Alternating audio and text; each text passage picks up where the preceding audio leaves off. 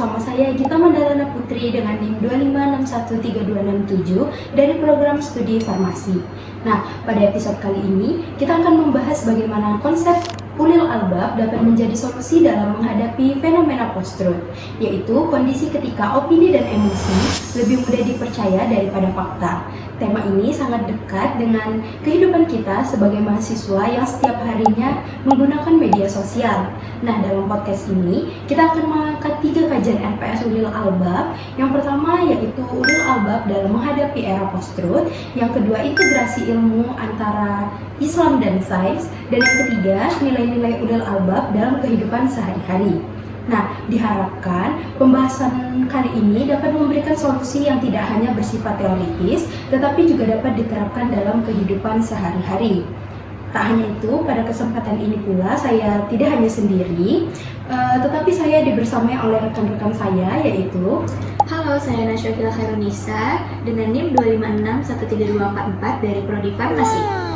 Saya Fahri Atta Putri dengan NIM 256132273 dari program studi farmasi. Halo, saya Nadine Eka Pragasya dengan NIM 256132279 dari Prodi Farmasi. Nah, teman-teman, jadi itu kan saat ini penyebaran informasi berlangsung secara cepat. Dalam hitungan detik, berita dapat tersebar ke ribuan bahkan jutaan orang melalui media sosial. Namun sayangnya, tidak semua informasi yang beredar itu adalah benar. Banyak berita palsu, fitnah, dan informasi yang sengaja dipelintir demi mendapatkan perhatian atau keuntungan tertentu. Bahkan, seringkali seseorang langsung membagikan informasi hanya karena judulnya menarik tanpa memeriksa kebenaran dari berita tersebut. Nah, fenomena inilah yang dikenal sebagai era post-truth, yaitu ketika emosi, keyakinan pribadi, atau bahkan opini lebih berpengaruh dibandingkan fakta yang sebenarnya. Sebagai mahasiswa, kita juga tidak lepas dari masalah ini. Misalnya, ketika kita menerima informasi tentang kesehatan, politik, agama, ataupun isu-isu yang sedang beredar di kampus, seringkali kita langsung mempercayainya tanpa melakukan pengecekan terlebih dahulu. Dengan demikian, penjelasan mengenai fenomena yang akan kita bahas selanjutnya akan dilanjutkan oleh Najwa menjelaskan mengapa masalah ini penting dan apa dampaknya bagi kehidupan masyarakat. Nah, masalah itu penting karena masalah tentang hoax itu bukan sekedar informasi yang salah.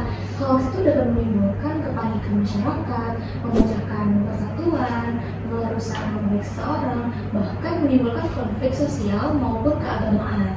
Nah, Islam sendiri sangat menekankan pentingnya memeriksa kebenaran informasi sebelum menyebarkannya. Allah Subhanahu wa Ta'ala itu berfirman dalam Quran surat Al-Hujurat ayat 6 yang artinya, wahai orang-orang yang beriman, jika datang kepadamu orang fasik membawa suatu berita, maka telitilah kebenarannya agar kamu tidak mencelakakan suatu kaum, karena kebodohan yang akhirnya kamu menyesali perbuatanmu. Ayat ini menunjukkan bahwa Islam itu telah mengajarkan prinsip tabayun, yaitu memverifikasi informasi sebelum mengambil keputusan ataupun menyebarkannya. Nah, selain itu, Rasulullah SAW juga bersabda, cukuplah seseorang dianggap berdusta ketika ingin menceritakan setiap yang ia dengar. Hadis riwayat Muslim. Nah, hadis ini mengingatkan kita agar kita tuh tidak menjadi penyebar informasi yang belum jelas kebenarannya. Nah, apa sih dampaknya dari informasi yang hoax atau yang salah itu tadi?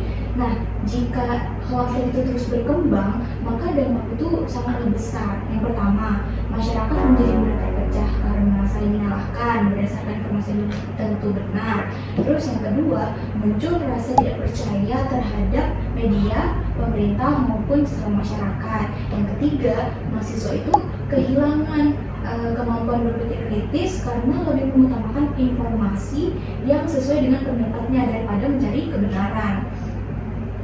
Dalam jangka panjang, kondisi ini tuh dapat menghambat perkembangan ilmu pengetahuan karena masyarakat lebih mudah mempercayai opini dibandingkan bukti ilmiah.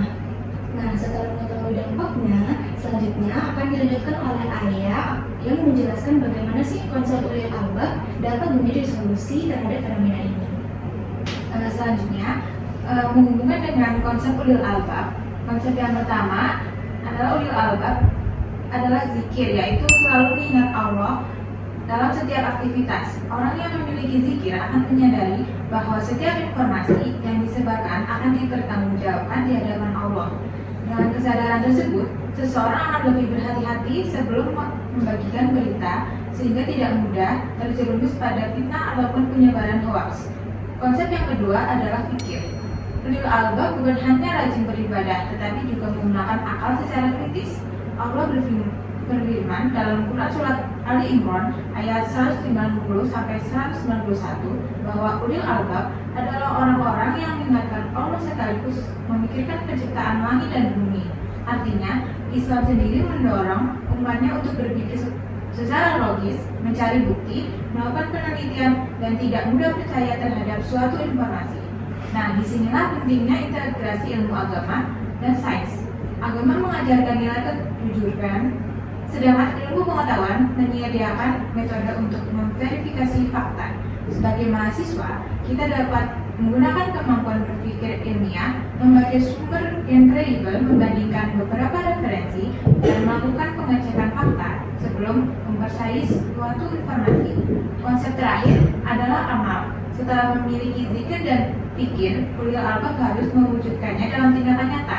Contohnya, dalam tindakan nyata, kita tidak ikut menyebarkan berita yang belum jelas, dapat membantu teman melakukan cek fakta, memberikan edukasi mengenai literasi digital, serta menggunakan media sosial untuk menyebarkan informasi yang bermanfaat. Dengan demikian, nilai ulil albab tidak berhenti pada pemahaman, tetapi juga menjadi kebiasaan dalam kehidupan sehari-hari. Contoh ilmuwan muslimnya adalah Ibnu Al-Haytham yang dikenal sebagai pelopor metode ilmiah. Beliau tidak menerima suatu pendapat begitu saja, tetapi membuktikannya melalui observasi dan eksperimen. Sikap seperti ini menunjukkan bahwa Islam menghargai penggunaan akal, penelitian, pencarian kebenaran berdasarkan bukti. Semangat tersebut sangat relevan dalam menghadapi maraknya hoaks pada era digital. Selanjutnya, Nadine akan menyampaikan beberapa solusi yang dapat diterapkan serta kesimpulan dari pembahasan podcast kali ini. Baik, untuk solusi lintas bidang ilmu, ada beberapa solusi yang dapat dilakukan. Solusi yang pertama, pendidikan agama dan literasi digital. Dari sisi agama, kita perlu membiasakan tabayyun sesuai ajaran Al-Quran dan hadis. Dari sisi teknologi, mahasiswa harus memiliki kemampuan literasi digital seperti mengecek sumber informasi, membandingkan berita dari beberapa media terpercaya, dan memahami cara kerja penyebaran informasi di media sosial. Dengan menggabungkan nilai Islam dan pengetahuan teknologi, kita akan menjadi pengguna media yang lebih bertanggung jawab. Untuk solusi kedua, membangun budaya berpikir kritis di kampus. Mahasiswa perlu membiasakan budaya diskusi ilmiah, membaca jurnal, serta menyampaikan pendapat berdasarkan data. Kampus dapat mengadakan seminar tentang literasi digital, pelatihan cek fakta, maupun diskusi mengenai etika bermedia sosial. Cara ini tidak hanya meningkatkan kemampuan akademik, tetapi juga membentuk karakter ulil albab yang berpikir kritis sekaligus berakhlak. Dapat kita simpulkan bahwa fenomena hoax merupakan tantangan nyata bagi masyarakat, khususnya mahasiswa. Konsep ulil albab mengajarkan bahwa solusi terhadap masalah tersebut bukan hanya dengan meningkatkan pengetahuan, tetapi juga memperkuat iman dan menerapkannya dalam tindakan nyata. Melalui zikir, kita menjaga hati agar selalu mengingat Allah. Melalui fikir, kita membiasakan berpikir kritis dan mencari kebenaran. Melalui amal, kita mewujudkan nilai-nilai tersebut dalam kehidupan sehari-hari. Semoga kita semua dapat menjadi generasi ulil albab yang mampu menggunakan ilmu pengetahuan dan nilai-nilai Islam untuk menghadapi tantangan di era digital. Amin. Nah, jadi sekian podcast dari bincang-bincang mahasiswa ulil albab pada episode kali ini. Terima kasih untuk teman-teman yang telah menyimak episode kami pada hari ini. Kurang dan lebihnya kami mohon maaf. Wassalamualaikum warahmatullahi wabarakatuh.